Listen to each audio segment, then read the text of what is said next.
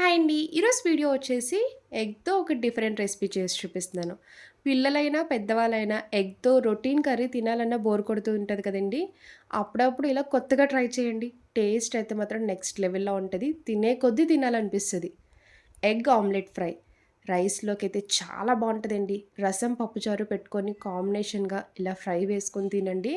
చాలా చాలా ఇష్టంగా తింటారు. ఈ ఎగ్ ఆమ్లెట్ ఫ్రై ఎలా చేయాలో ఒకసారి చూద్దాం రండి. ఇప్పుడు ఇలాంటి ఒక బౌల్ తీసుకొని 3 గుడ్లు కొట్టివేసుకోండి. ఇందులో పావు టీ స్పూన్ సాల్ట్ వేసుకోవాలి. కర్రీలో కూడా వేసుకుంటాం కదండీ! ఇందులో చిటికెడు వేసుకోండి.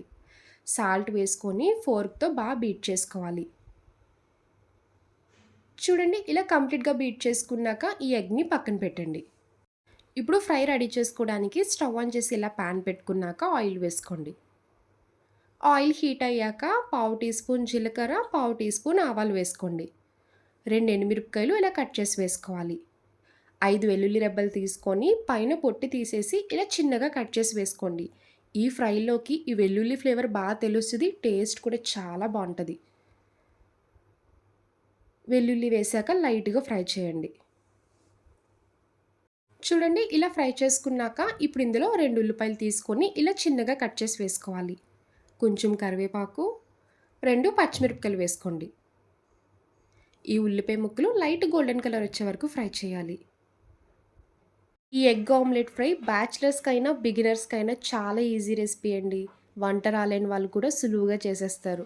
ఎప్పుడైనా ఆకలేసినప్పుడు కోడిగుడ్డుతో చేసుకోవాలనుకుంటే ఇలా ట్రై చేయండి. అమృతంలా ఉంటది.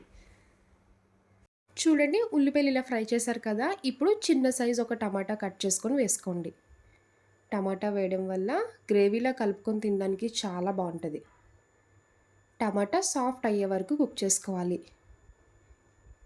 ఇలా ఫ్రై చేస్తూ ఉన్నప్పుడే చిటికెడు పసుపు, మీరు కారం ఎంత తింటారో చూసి కారం వేసుకోండి. నేనైతే 1.5 స్పూన్ కారం వేసుకుంటున్నానండి. పసుపు, కారం వేసుకున్నాక ఒకసారి ఫ్రై చేయండి. ఎగ్ బీట్ చేసినప్పుడు సాల్ట్ వేసుకున్నాం కదండీ! ఇప్పుడు చూసి వేసుకోండి. కర్రీ సరిపడా సాల్ట్ వేసుకోవాలి.